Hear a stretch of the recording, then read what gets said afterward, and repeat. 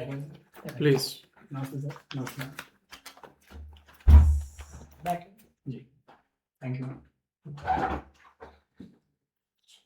अपने विषय में बताइए। जी जी, अगर एजुकेशन में क्वालिफिकेशंस की बात करूँ तो मैंने आरंभिक स्कूली शिक्षा अपने ग्रामीण शासकीय स्कूल से पूरी की है। उसके बाद जिला मुख्यालय के कॉलेज से अपनी ग्रेजुएशन डिग्री, देन जून 2023 तक मेरी मास्टर्स डिग्री इतिहास विषय में कंप्लीट हो गई थी सर। इसके बाद पहले प्रयास में नेट, तीसरे प्रयास में जेआरएफ, और अभी हाल ही में एक यूनिवर्सिटी से मुझे पीएचडी के लिए एडमिशन कंफर्म हुआ है। और अगर मैं अपनी अभिरुचि के बारे में बात करूँ तो मुझे सुदर्शन क्रिया करना काफ़ी पसंद है। इसके अलावा मैं एक एनजीओ आर्ट ऑफ लिविंग के लिए वॉलंटियर करता हूँ सर। एक बार और चलिए ठीक है। आपने बताया कि एक रुचि आपकी है, जी जी सर। किसमें है? जी, सुदर्शन क्रिया। सुदर्शन क्रिया क्या होता है इसमें? जी सर, मूलतः ये एक यौगिक क्रिया है जिसमें विभिन्न आसनों में बैठकर हम कुछ निश्चित श्वास लेते हैं, जिसका अल्टीमेट उद्देश्य होता है बॉडी का डिटॉक्सिफिकेशन या एक जो जैविक लय है उसकी पुनर्प्राप्ति का प्रयास करना। ठीक है। इतिहास के लिए जो है आज इंटरव्यू के लिए आप क्या पढ़ के आए हैं? जी सर, हाल ही में मैंने मॉडर्न इंडिया देखा था सर। पूरा मॉडर्न इंडिया। जी अच्छी रुचि है उसमें? जी हाँ सर। ठीक है। 1920 से 1930 के बीच में जो क्रांतिकारी आंदोलन हुए थे, आप उनको एक बार क्रम लगा कर बता दीजिए। जी सर। जी सर, जो असहयोग आंदोलन गांधी जी ने वापस लिया, इसके बाद उदारवादी राजनीति से कुछ हद तक मोह भंग हुआ कुछ युवाओं का विशेषकर। तो सबसे पहले उत्तर प्रदेश उस समय के संयुक्त प्रांत में कानपुर में एचआरए की, हिंदुस्तान रिपब्लिकन एसोसिएशन की स्थापना अक्टूबर 1924 में हुई। सचिन नाथ सन्याल और जो योगेशन चटर्जी। आप केवल क्रम लगा दीजिए, आप कौन शामिल था उसको छोड़ दीजिए। जी हाँ सर। पहले एचआरए है, फिर जी एचआरए है। उसके बाद पंजाब में नौजवान भारत सभा का गठन हुआ। 1928 तक एचआरए एचएसआरए में बदल गया। उन्होंने लाहौर षड्यंत्र केस, जिसे कहते हैं लाहौर कंस्पिरेसी। इसके बाद 1929 में जो केंद्रीय जो विधानमंडल उस समय का था वहाँ पर बमकांड 1929 का। फिर 1930 में इसी समय आईआरए इंडियन रिकॉर्ड ग्रुप के नाम से मास्टर सूर्य सेन ने चटगांव आर्मी रेड ये यहाँ की।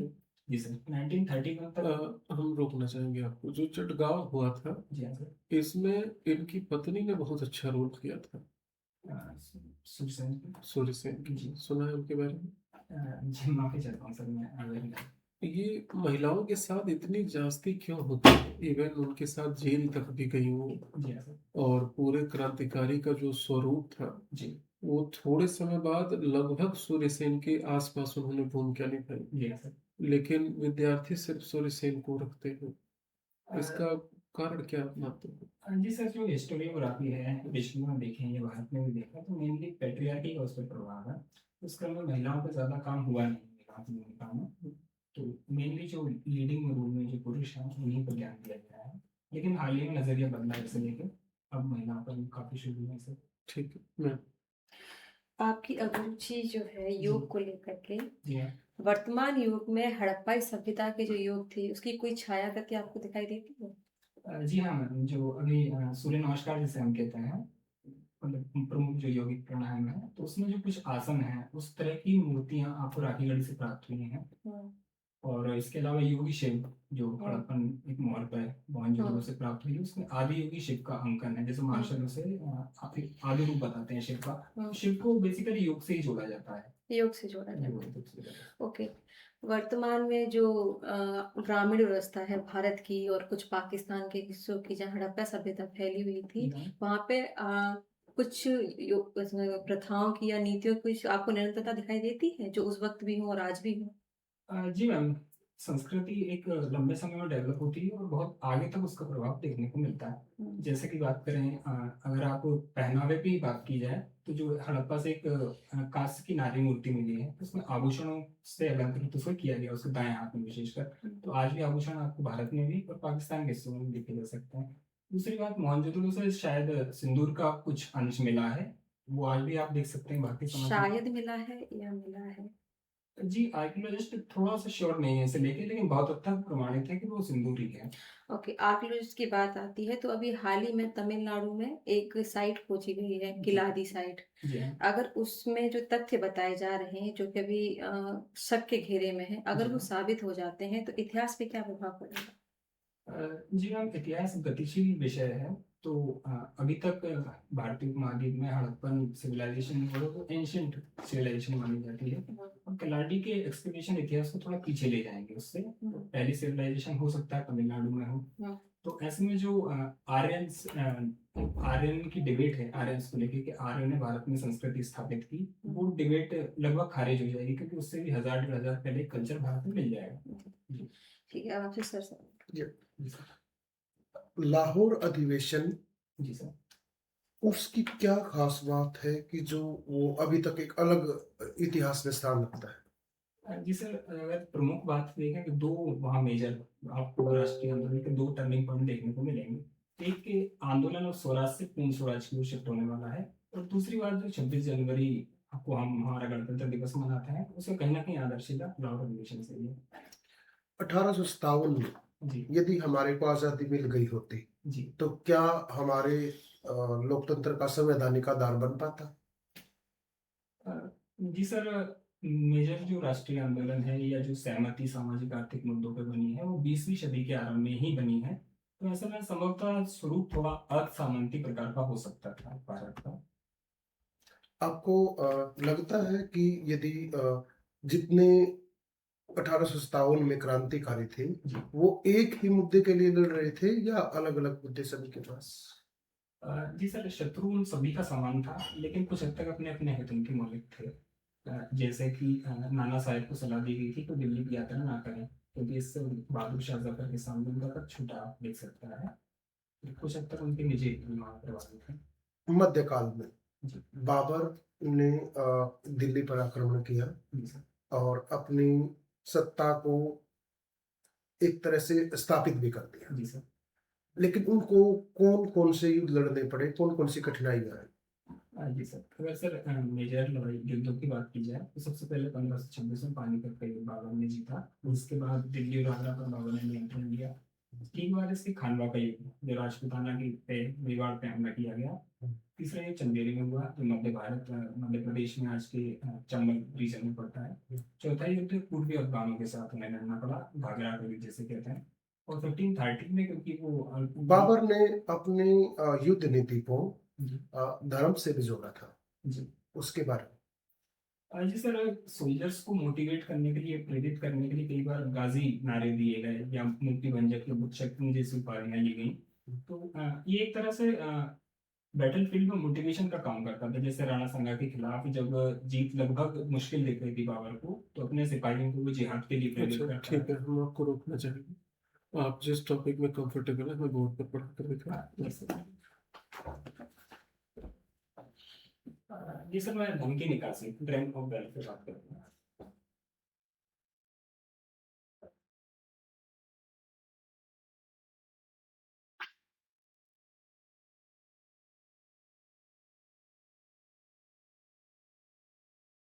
सर, धन की निकासी जो है मूलतः यूरोप में विकसित हुई, वाणिज्यवाद के क्रम में विकसित हुई 16 to 18 सेंचुरी में। ये मूलतः यूरोपीय अवधारणा है। भारत के संदर्भ में सबसे पहले इसे दादा भाई नौरोजी ने लागू किया। दादा भाई नौरोजी ने 1867 में एक किताब लिखी थी, एक अपना लेख प्रकाशित किया, इंग्लैंड बैक टू इंडिया। सबसे पहले वहां ये अवधारणा थी। इसका मानना है कि भारत से वस्तुओं या औद्योगिक उत्पादन के रूप में या फिर राजस्व के रूप में आर्थिक संसाधनों का दोहन भारत से ब्रिटेन की ओर होता रहा, जिसके बदले में पर्याप्त आर्थिक, भौतिक या व्यापारिक प्रतिलाभ भारत को प्राप्त नहीं हुआ। इस प्रकार की जो एक तरफा निर्यात भारत से ब्रिटेन की ओर निरंतर ब्रिटिश कंपनी के माध्यम से किया जा रहा था, इसे आर्थिक निकासी संज्ञा दी गई। इसे उपनिवेशवाद के तीनों चरणों में बांटकर देखा जा सकता है। सबसे पहले उपनिवेशवाद का वाणिज्यिक चरण, 1765। एक मिनट, मैं थोड़ा सा रोकना चाहूंगा। आपने जो अभी पढ़ाया हमें, जो लगभग 1-1.5-2 मिनट में पढ़ाया, जी सर। इतनी सारी बातें हमें 30 सेकंड में पढ़ा के दिखाएंगे। इसको मिटा दीजिए, जी ठीक है? जितना आपने बोला वो सब आ जाए 30 सेकंड में, जी। ठीक है? उसे भी मिटा दीजिए। टॉपिक लिखते हुए सारी बातें 30 सेकंड में आ जाए। जी सर, धन की निकासी होगी किसी भी देश के आर्थिक स्रोतों का देश से बाहर गमन, जिसके बदले में किसी भी तरह का आर्थिक, भौतिक, व्यापारिक प्रतिलाभ प्राप्त न हो।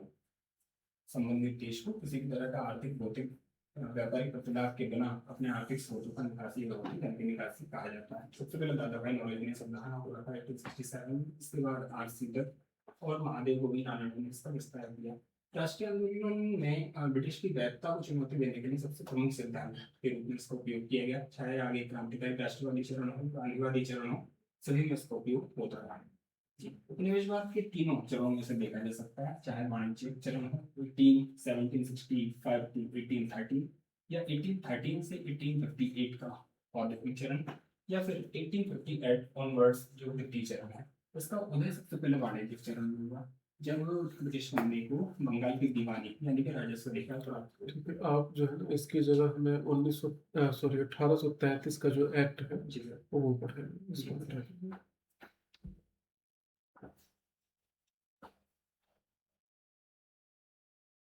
सर ब्रिटिश कंपनी को या ब्रिटिश सरकार को भारत में एक संस्थागत आधार देने के लिए समय समय पर विभिन्न कानून लाए गए भारत में, और इस तरह के अधिनियम लाए गए जिसमें भारतीय राष्ट्रवादियों की आकांक्षाओं को भी स्थान देना जरूरी था, और साथ ही साथ ब्रिटिश नियंत्रण को भारत पर मजबूती देनी थी।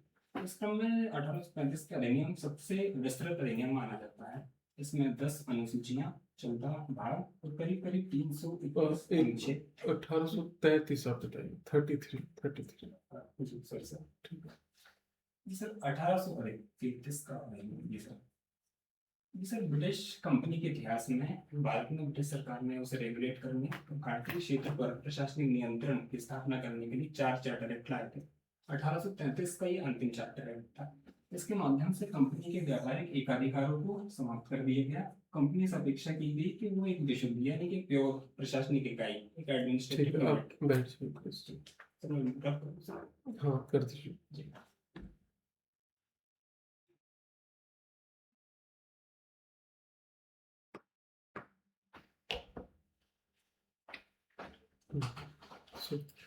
सर, अभी आप हरियाणा में असिस्टेंट प्रोफेसर के लिए नियुक्त होने वाले हैं। जी सर।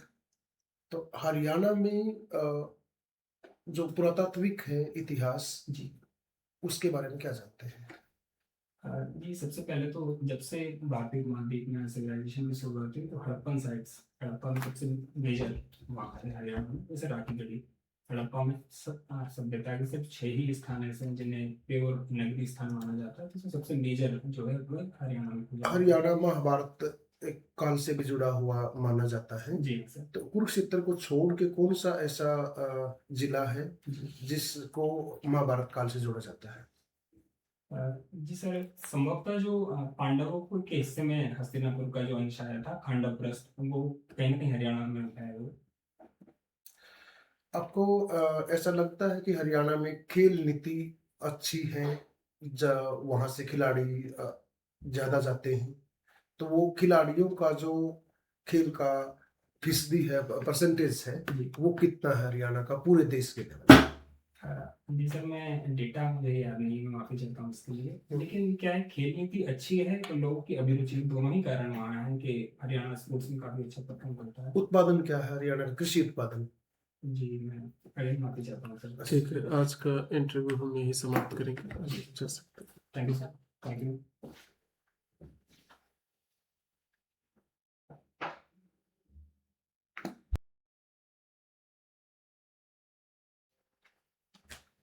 प्लीज। हाँ, सोहम जी, जी सर। अच्छा लग रहा आप? या सर अच्छा है, मुझे लगा थोड़ा मैं जल्दबाजी में था आज। नहीं ठीक है, देखिए बहुत बहुत नहीं के बराबर कमी निकली है आपकी जो ओवरऑल बातें हैं। जी जैसे कि अगर मुझे कहा जाए कि एक ही बस कमी है तो इसमें कोई गलती नहीं हुआ, बाकी सब चीजें लगभग ठीक है। वो गलती है ऊर्जा को लेकर, कम है ऊर्जा विशेषकर वहाँ पे वो वहाँ चाहिए ना दहाड़ने वाला, जो मैं बात यूज करता हूँ, जी सर। एकदम दहाड़ दे के लग जाए कि आप अच्छा प्रोफेसर हैं। जी सर।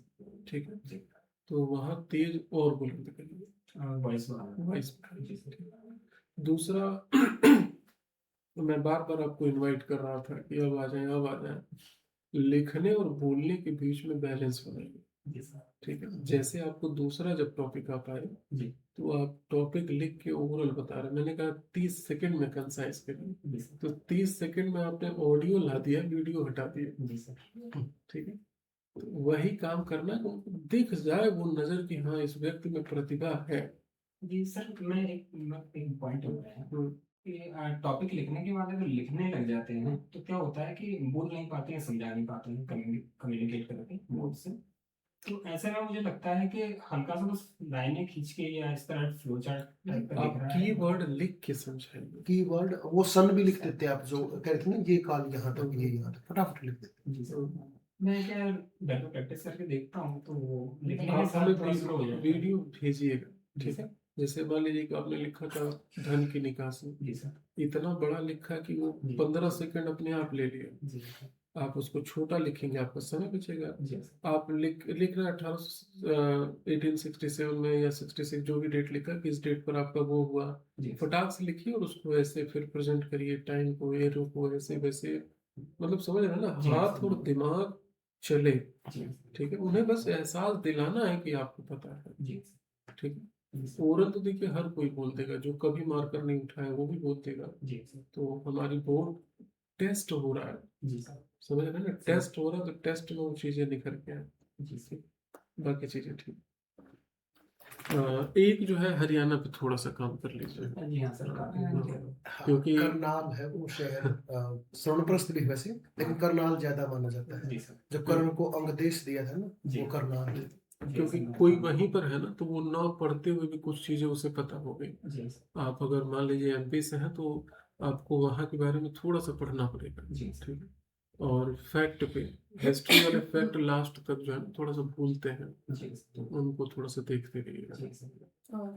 और हाँ, एक जो है दो जगह, खुल के नहीं नहीं, जो कोड का बटन है उसको एक बार बंद करिए, तो खड़े होकर बंद करिए और बंद करते हुए बैठिए। ऊपर वाला को, वो भी दोनों दोनों बंद करिए। थोड़ा देखा जाए कि कितना असहज दिख रहा है। थोड़ा सा वो है, अब बैठिए, ठीक है लग रहा है वैसे। कोई दिक्कत नहीं है। आप खोलिए नहीं, जैसे खोलने में ना आप एक्सपर्ट नहीं है, तीनों में आपने ऐसा किया जी सर। कि बहुत टाइम लगाते हैं। तो एक होता है कि कई लोग एक्सपर्ट होते हैं कि आए फटाक से खोल के बैठ गए। जी सर। तो आप खोलिए नहीं, ऐसे अच्छा लग रहा है। जी सर। ठीक है। जी सर। एक स्टेप आपका कम हो जाएगा। जी सर।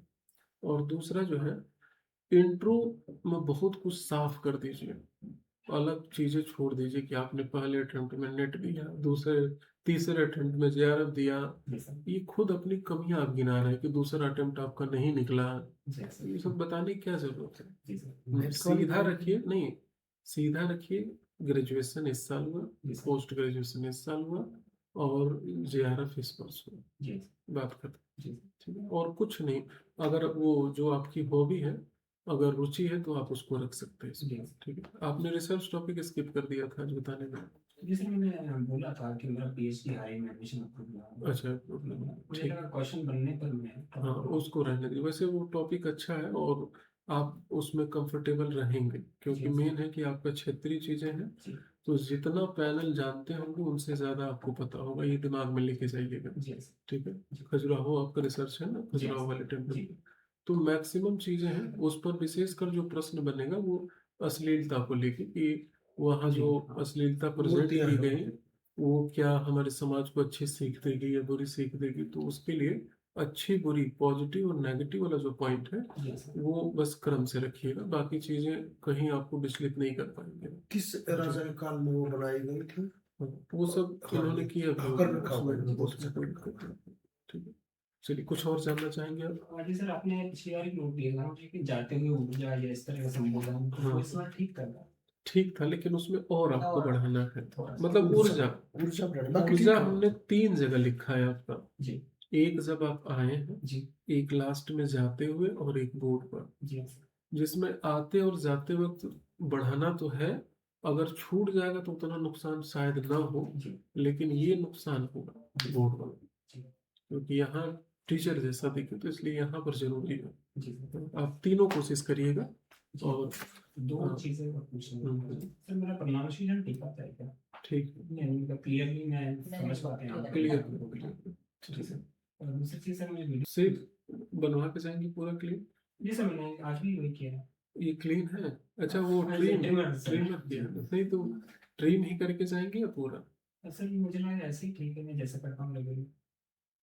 उसमें असहज तो नहीं होते क्लीन? नहीं सर। तो क्लीन करके जाएंगे, जी सर। ठीक है? जी सर। क्योंकि 10 में से 8 क्लीन रहेंगे। जी सर। देखेंगे कोई ट्रिम वाला नहीं रहेगा, या तो दाढ़ी होगी या तो क्लीन होगा। जी सर।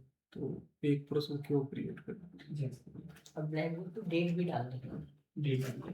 ग्रेट, और ब्लैक बोर्ड में थैंक यू। Thank you.